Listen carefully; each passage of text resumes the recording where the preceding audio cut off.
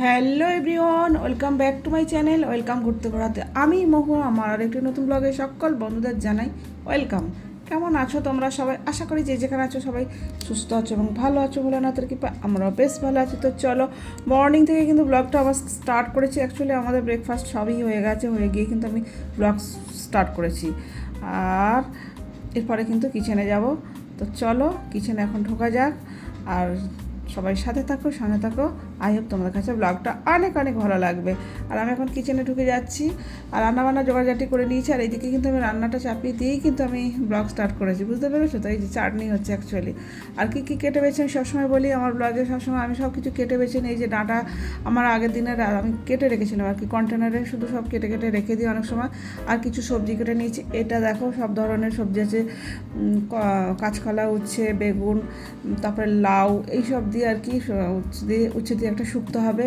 এদিকে একটা পেঁয়াজ কেটে নিয়ে রেখেছি। আর কিছু রান্নাবান্না করব, যা যা সব কিছু মানে সব কেটে বেছে নিয়েছি। নিয়ে আমি কিন্তু একদম রান্নাঘরে সবসময় ঢুকি, কেন কি কেটে বেছে নিলে কি হয় আমার সুবিধা হয়। আমি এক হাতে সবসময় তাড়াতাড়ি পেরে উঠি না অ্যাকচুয়ালি।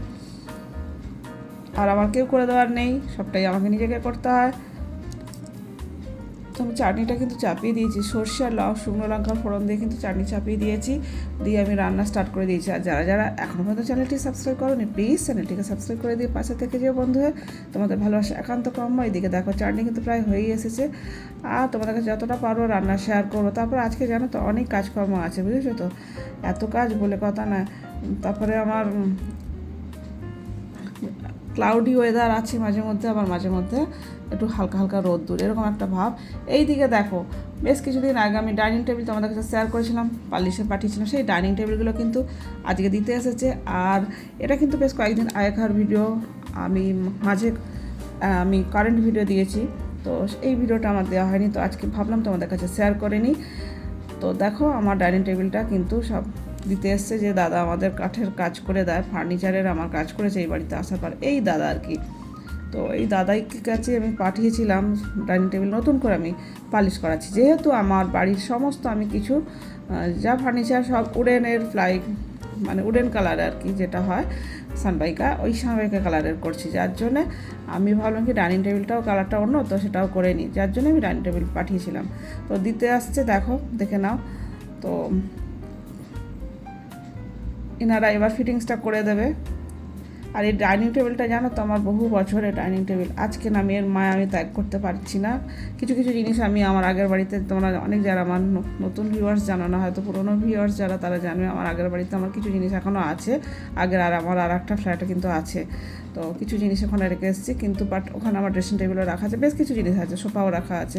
বাট এখানে আমি ডাইনিং টেবিলে কিন্তু নিয়ে এসেছি। এটা আমার মনের মতো জিনিস, কেন কি এটা আমার হচ্ছে বিয়ের অনেক কিছু বিয়ের স্মৃতি আমি হারাতে চাই না, এই আর কি। সবাই হয়তো ভাববে হ্যাঁ এখনকার দিনে হয়তো এই জিনিস তোমাদের ভালো লাগবে না। না না, সত্যি কথা বিশ্বাস করো, এটা আমার ভীষণ ভালো মনের মতো জিনিস। হয়তো এখনও অনেক ভ্যারাইটিস কালেকশান উঠেছে ডাইনিং টেবিলে, সেটা ঠিক আছে, বাট আমার কাছে এটা আমার প্রিয়। তো যার জন্য আমি এর মায়া ত্যাগ করতে পারিনি। যার জন্য ডাইনিং টেবিলটাকে আবার নতুন করে সুন্দর সুন্দর সানবাইকা একদম কালার করে নিয়েছে। এই যে দাদা হাসছে, আর আমার ব্যাকগ্রাউন্ডে প্রচুর মিউজিক শুনছে। আমার এখানে আশেপাশে প্রচুর মিউজিক হয়, জানো তো? এত হয় না, আমি আর বলে বোঝাতে পারবো না। আমি যাই ভিডিও শ্যুট করি না, আমাকেই ভয়েস দিতে হয়। আর এইদিকে আমার কি গন্ডগোল ঝামেলা দিন চলছে তোমাদের কি বলবো। এদিকে জুতো সেলভেটা কিন্তু বানিয়েছে, এই জুতো সেলভে লক আর কি, লক মানে চাবি দেয়নি আর কি। এবার নতুন করে চাবি মানে দিতে এসছে, কম মানে আর কি লকটা করে দিতে এসছে।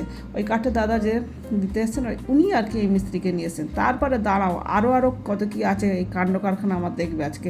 আমি আজকে নাজেহাল হয়ে যাব, রান্না করব না এইসব। আর রান্না হয়নি এখনো। আর এই যে সব এতগুলো কাজ এইভাবে আমার কাজ করাতে হয়, তারপরে এরা বোঝে না, এক কাজে দুবার তিনবার করে করছে, আমার ভুল হচ্ছে আবার ঠিক করছে, মানে এইভাবে আমার চলছে জীবনযাত্রা।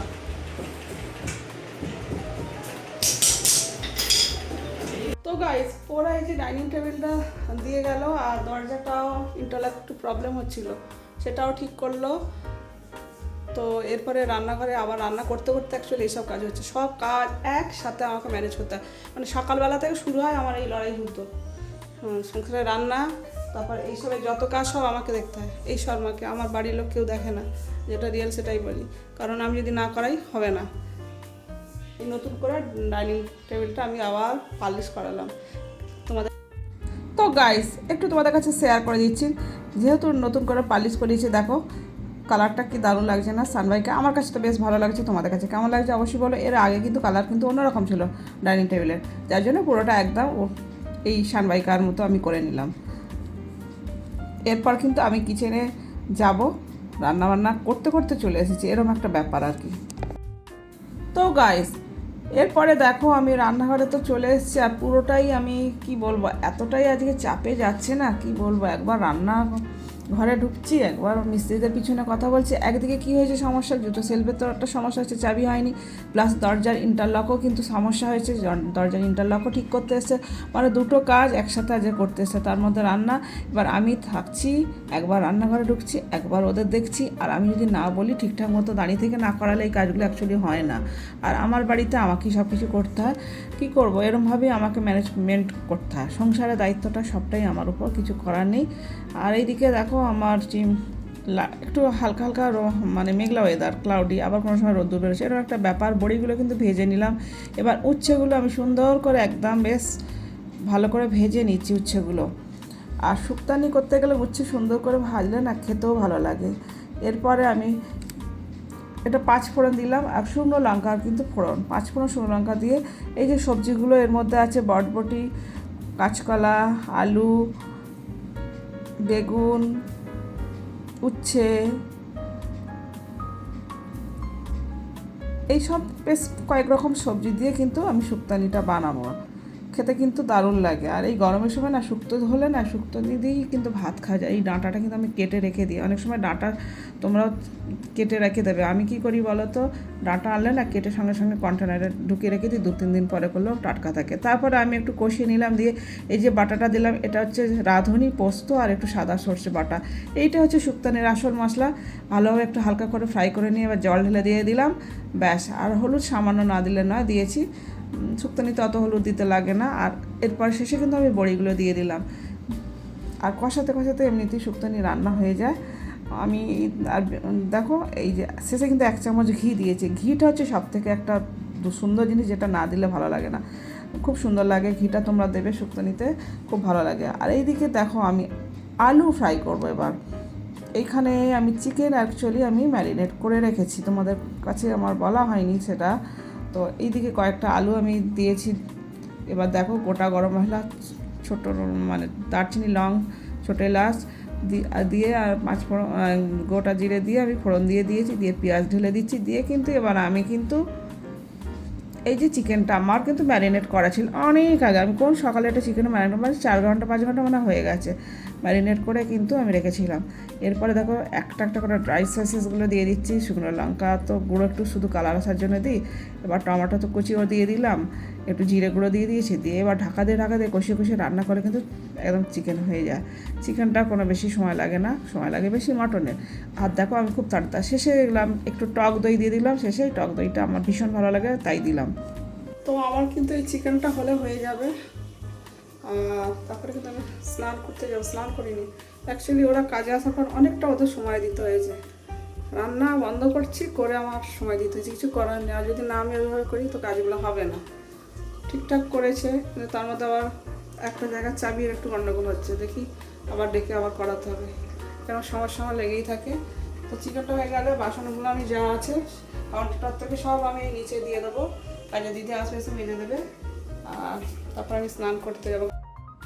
তো গাইস তারপরে কিন্তু আমি এই সব যে চিকেনটা হলে তো আমি নামিয়ে দেব। তারপরে আমি ওই বাড়িতে যখন থাকতাম এই তখনও কিন্তু আমি কাউন্টারটা নিট অ্যান্ড ক্লিন রাখতাম। আমার মনে হয় মা লক্ষ্মী গৃহে প্রবেশ করে কিন্তু রান্নাঘর দিয়ে, ওই জন্য আমি সবসময় চেষ্টা করি রান্নাঘরকে নিট অ্যান্ড ক্লিন সবসময় রাখতে। তো গাইস তারপরে কিন্তু স্নান টান করে আমি পুজো টুজো দিয়ে কিন্তু এবার আমি চলে এসেছি এই রুমে। অ্যাকচুয়ালি আমাদের খাওয়া দাওয়া হবে আর কি, লাঞ্চ যেটা কী বলবো, আজকে তো ডাইনিং টেবিলটা দিয়ে গেছে, তোমাদের কাছে শেয়ারও করেছি। সবে একদিন হয়েছে ওরা পালিশটা করেছে, যার জন্য আজকে আর ডাইনিং টেবিলে বসবো না, একটা দিন পরে বসবো। আর নিজেতে কদিনই আমরা নিচে বসে খাওয়া দাওয়া করছি অ্যাকচুয়ালি, তো নিচেরই খাওয়া দাওয়া করবো। আর একসঙ্গে এত ঝামেলা, একজন এসছে ডাইনিং টেবিল দিতে, একজন এসছে লক ঠিক করতে দরজার, যেটা ইন্টারলক, একজন এসছে জুতো সেলফে লক লাগাতে। এরকম একটা নাজেহালের অবস্থার মধ্যে আজকে আমার দিনটা গেছে, একদম নাজেহাল হয়ে গেছে। কি করবো, একা মানুষ, সবটা যদি এরকমভাবে না আমি করি তো হবে না। তো যাই হোক, আজকে লাঞ্চের মেনু যা যা করেছি সেটা তোমাদের কাছে শেয়ার করে দিচ্ছি। ওই যে রাইস তো দেখিয়ে দিলাম, আমি সবসময় ক্যাসারোলে রাখি। আর এই দেখো চিকেন আমি 2 জায়গা ভাগ করে নিয়েছি, আর এটা হচ্ছে শুক্তানি। আর এদিকে দেখো চাটনি, এদিকে স্যালাড আছে, দইটার আছে। আর দইটা কিন্তু আমাদের অল্প আছে আজকে, আর রাতে দই বসাবো।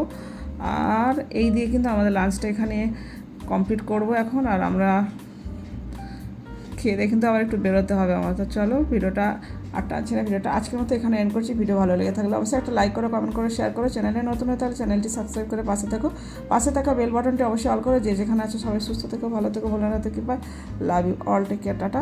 পরবর্তী দেখা হচ্ছে নেক্সট ব্লগে।